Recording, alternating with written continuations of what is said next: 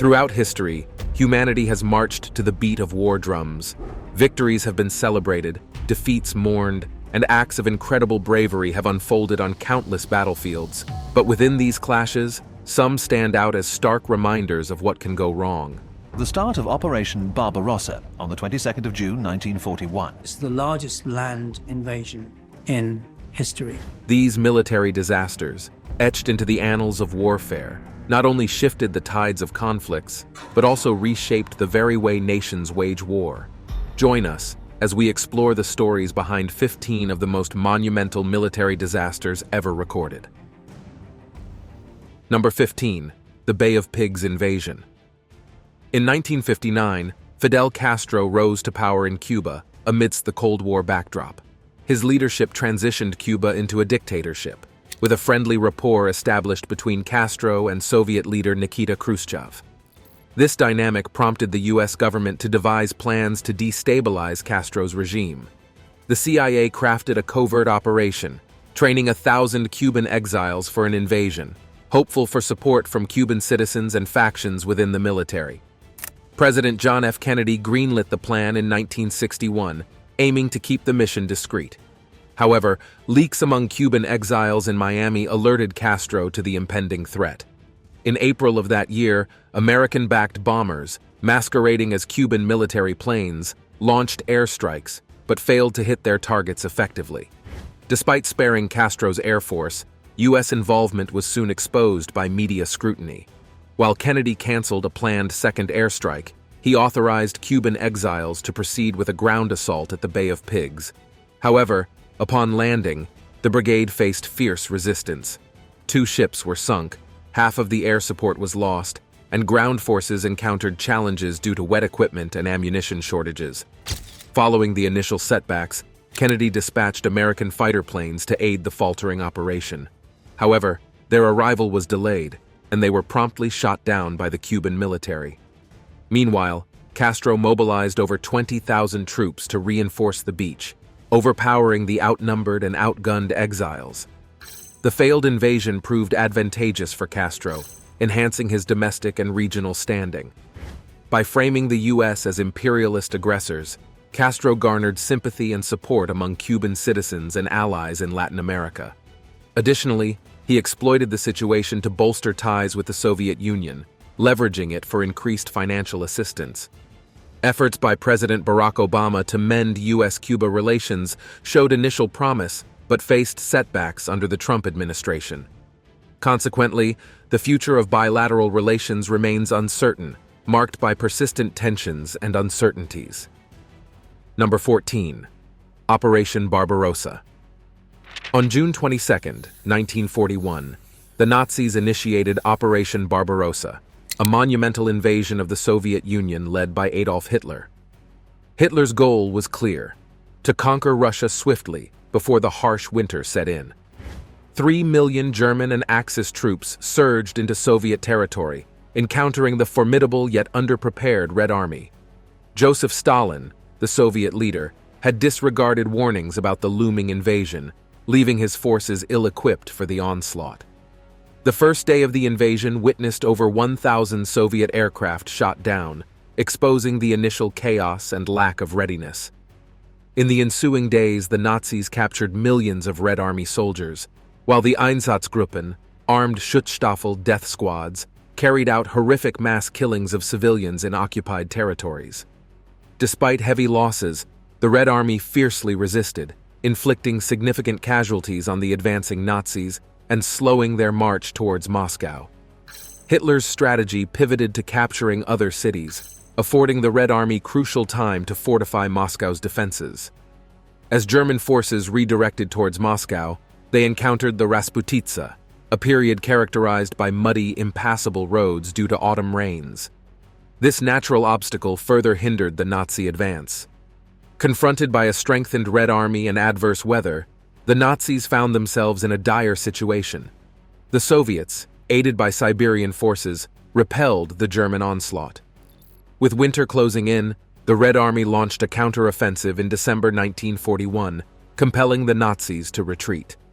Operation Barbarossa spelled catastrophe for the Germans, resulting in the demise of over 1 million Nazi soldiers in the failed campaign. Hitler attributed the defeat to severe winter conditions, but historians point to inadequate planning for vast distances and rugged terrain, along with underestimating the Red Army's strength as crucial factors. Undeterred, Hitler attempted another assault on the Soviet Union the following year, only to face another defeat, dealing a significant blow to the Nazi war effort. Number 13. The Battle of Dien. Bienn. The Battle of Dien, spanning from March to May 1954, is a defining moment in 20th century military history, representing a significant setback for colonial forces. This clash marked the climax of the First Indochina War, pitting the colonial troops of the French Union against the Viet Minh, Vietnam's nationalist and communist revolutionaries. General Henry Navarre, commanding French forces in Indochina, sought to draw the Viet Minh into a decisive confrontation, choosing the valley of Dien Bien Phu as the battleground. Establishing a base there in November 1953, the French aimed to disrupt Viet Minh's supply routes into neighboring Laos, believing the remote location and rugged terrain would protect the garrison from Viet Minh artillery. However, their assumptions proved mistaken. Under the leadership of General Vo Nguyen Giap, the Viet Minh demonstrated exceptional logistical prowess. They dismantled heavy artillery, transported it through dense jungle terrain, and reassembled it on surrounding hills. Moreover, tens of thousands of laborers were mobilized to transport supplies and construct extensive fortifications, defying French expectations and setting the stage for a decisive confrontation. On March 13, 1954, the Viet Minh launched a surprise offensive that overwhelmed the French. Despite having superior equipment and air support, the French were unable to withstand the Viet Minh's artillery barrage and intricate tunnel systems, which enabled the movement of troops and supplies while minimizing exposure to French fire. Over the following weeks, the Viet Minh tightened their grip around the French garrison, systematically capturing key outposts and cutting off their supply lines. The French airstrip became unusable, further isolating the besieged forces. Despite heroic efforts, the French were unable to break free from the encirclement. Airdrops for resupply and reinforcement were inadequate and hazardous due to intense anti-aircraft fire. Conditions within the garrison deteriorated rapidly, with constant artillery bombardment, dwindling supplies, poor sanitation, and inadequate medical care leading to plummeting morale. Following 55 days of unyielding combat, the French garrison finally surrendered on May 7th. Approximately 11,000 French and Allied soldiers were captured, many of whom perished in captivity. The defeat dealt a severe blow to French prestige and marked the end of French colonial rule in Indochina, with far-reaching consequences for the region. This pivotal battle and its aftermath inspired independence movements in other colonial territories, notably in regions like Algeria and French sub-Saharan Africa. It also signaled the decline of European colonial empires, ushering in a new era of global power dynamics and self-determination movements. Number 12. Operation Eagle Claw. Operation Eagle Claw, famously dubbed the Iran Hostage Rescue Mission, stands as a pivotal moment in U.S. military history. It unfolded on April 24, 1980, against the backdrop of the Iranian Revolution, which toppled the Shah and ushered in the leadership of Ayatollah Ruhollah Khomeini. Triggered by the prolonged captivity of 52 American embassy staff in Tehran, diplomatic avenues having hit a dead end, President Jimmy Carter greenlit a clandestine operation, Operation Eagle Claw. This ambitious endeavor was orchestrated to liberate the hostages. The blueprint was intricate, involving diverse branches of the U.S. military. Delta Force operatives were slated to be flown into Iran via EC-130 transport planes, linking up with RH-53D Sea Stallion helicopters launched from the USS Nimitz, stationed in the Arabian Sea. The operational script outlined a rendezvous at Desert 1, an arid expanse in Iran, for refueling the helicopters before proceeding to a staging area near Tehran. Once there, the Delta Force team's mission was clear: breach the embassy, secure the hostages, and escort them to safety via a secured airstrip manned by U.S. Army Rangers. However, fate had other plans. The mission encountered a cascade of unexpected hurdles. Mechanical glitches, adverse weather, and coordination snags culminated in a fatal mishap at Desert 1.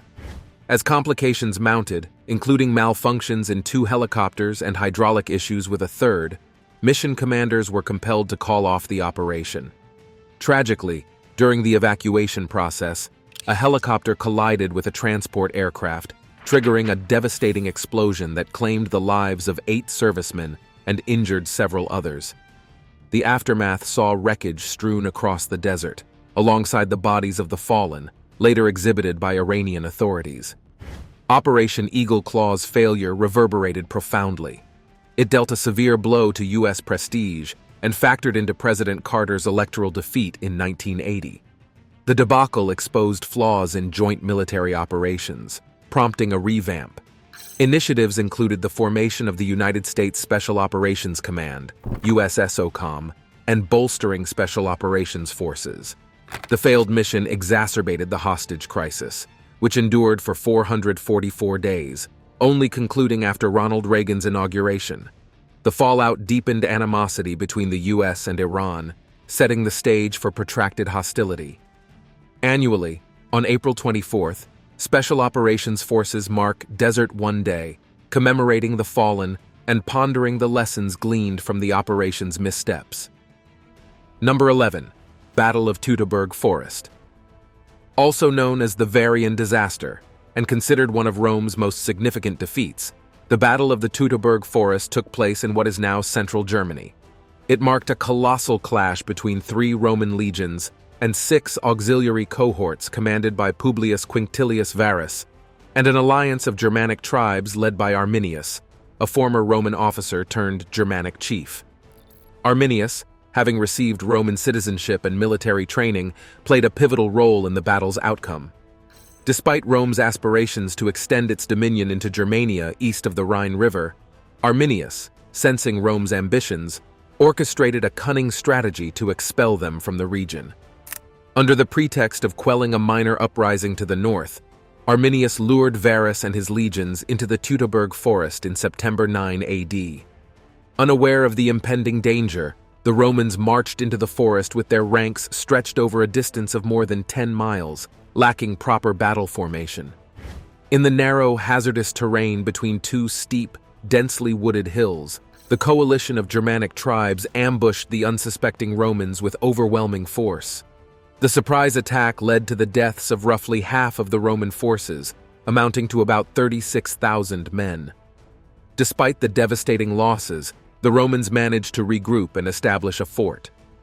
Continuing their march southward the following day, the Romans encountered a formidable earth and timber rampart defended by Germanic tribesmen. Despite their efforts to breach the defenses, the Romans were repelled. The Roman cavalry attempted to escape, but was pursued and hunted down in the ensuing days. Only a small fraction of the Roman forces, approximately 1,000 men, reached safety, while the majority were either killed in battle or captured and enslaved. Faced with the grim reality of defeat, Publius Quinctilius Varus chose to end his own life. While the Romans did experience subsequent successes in raids and minor skirmishes, they never again ventured to conquer the lands east of the Rhine River. Number 10. Battle of Canny. The Battle of Canny in 216 BC epitomizes Carthaginian general Hannibal Barca's strategic brilliance and stands as one of history's most devastating defeats. Set against the backdrop of the Second Punic War near Canny in southeastern Italy, the clash showcased Hannibal's tactical genius against a vastly larger Roman force. Following Carthage's daring Alpine crossing and relentless campaigns across the Italian peninsula, Rome mobilized to confront the looming threat. A formidable Roman army, estimated at 86,000 troops and led by consuls Lucius Aemilius Paulus and Gaius Terentius Varro, faced Hannibal's smaller force of around 50,000 soldiers. The Roman plan was clear: overwhelm the Carthaginian center with their numerical advantage. However, Hannibal, anticipating this strategy, executed a tactical masterpiece. He deployed his troops in a crescent formation, weaker forces strategically positioned at the center and stronger, elongated forces on the flanks.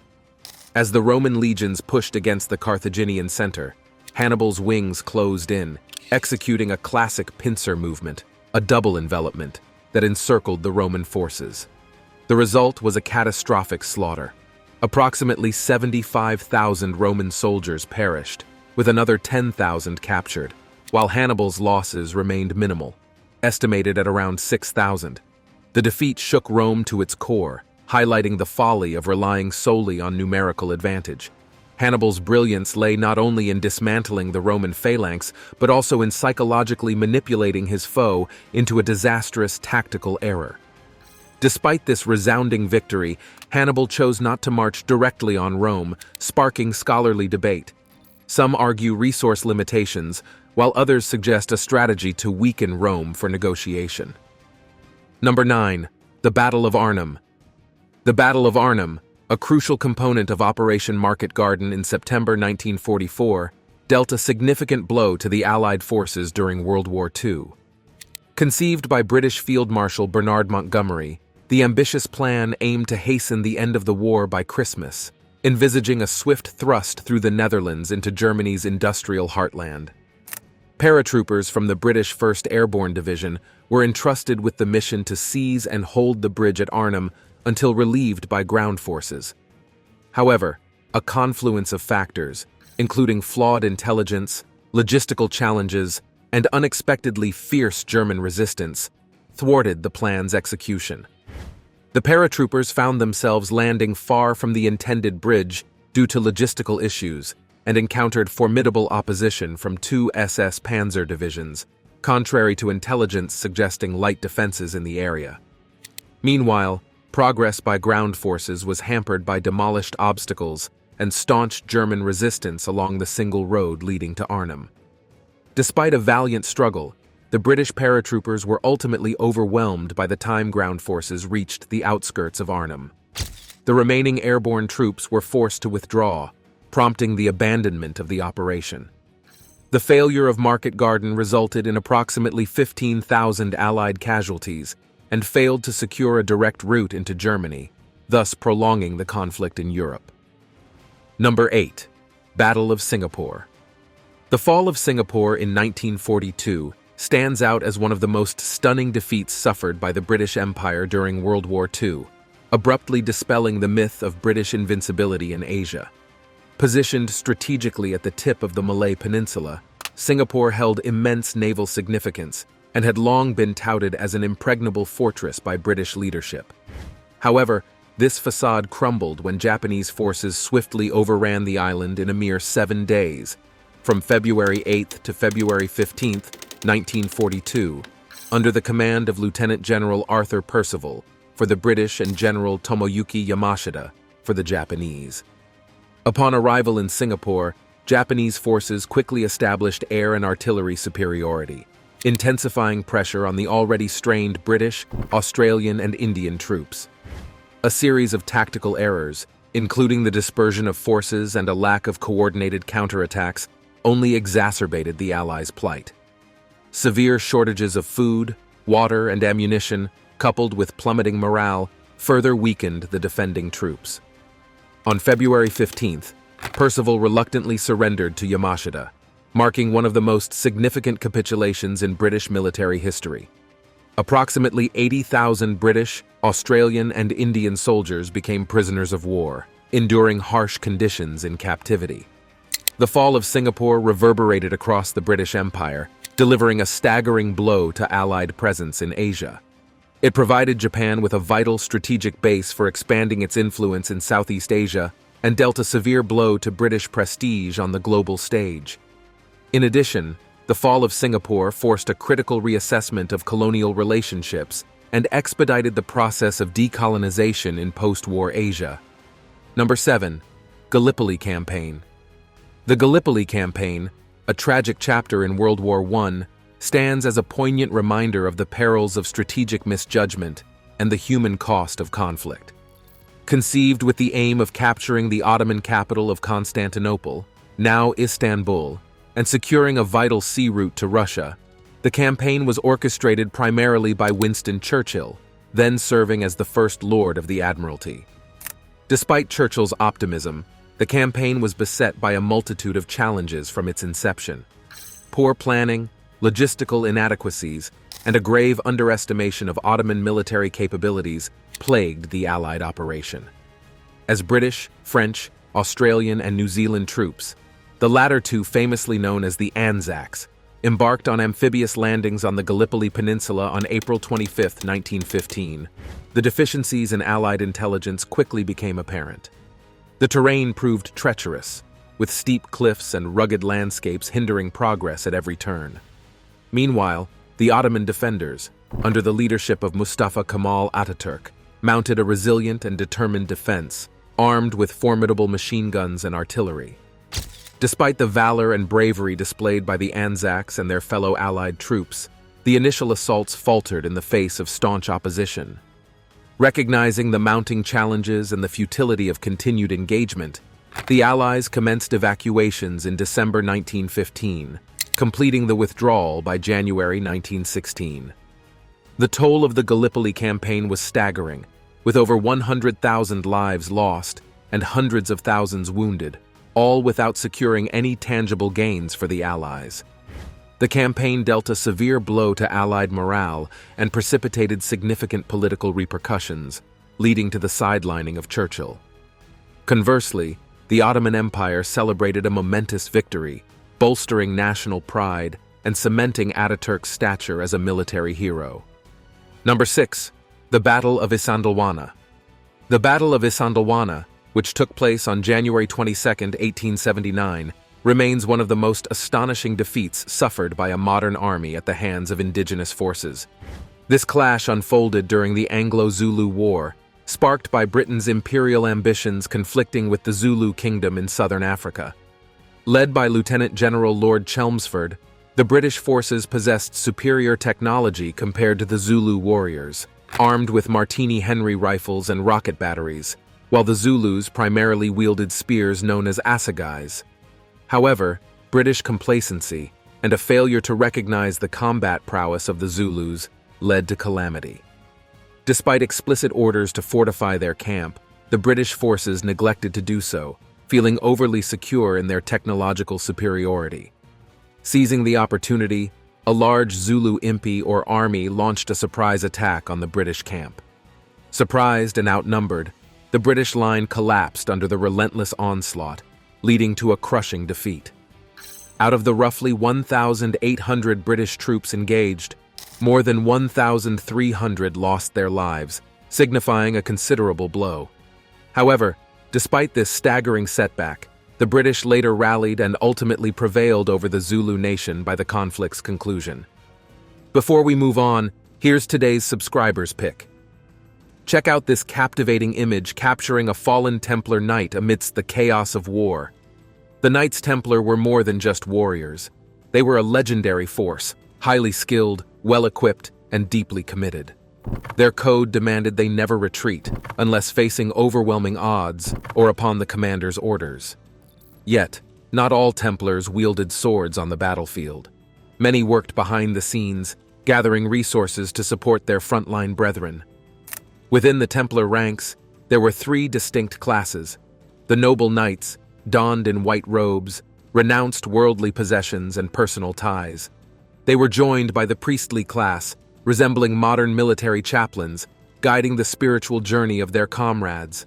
Then there were the mounted men-at-arms, dubbed brothers, responsible for various support roles, from guarding to stewardship, all while adorned in practical black or brown robes. The Templar warriors were a formidable force, well-trained and armed to the teeth. Even their horses were trained for battle, clad in full armor. This unique blend of soldier and monk made them a force to be reckoned with, embracing the idea of dying in battle as the ultimate honor. Number 5. Battle of Little Bighorn.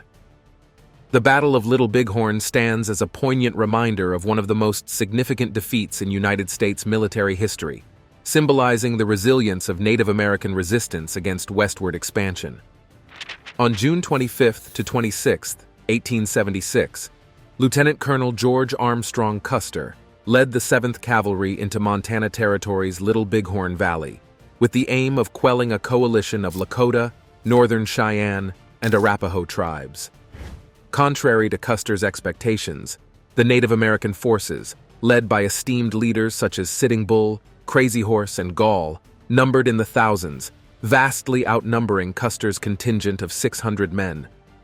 The immediate aftermath of the Battle of Little Bighorn saw a surge in military actions against Native American tribes involved in the conflict.